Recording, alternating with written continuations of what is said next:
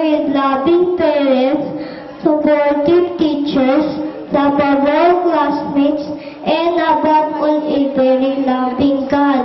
I started in this school with apprehension, not knowing what it is and what our caring teacher, Mrs. Kat Marari, welcomes us, helps us to read, write, compute, and be good kids.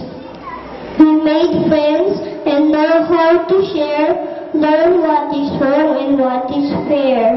Now I can understand my schoolwork and realize my goal better. We all knew our teacher, Kati, and dear parents, grandparents, who at home guide us faithfully and shower us with tender loving care. Thanks, Mom and Dad.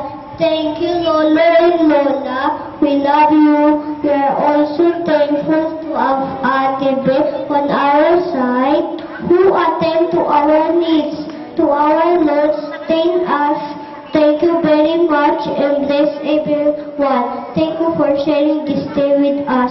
Mabuhay. Maraming salamat po. Thank you. Now, we proudly present to you our dear graduates in their graduation song entitled At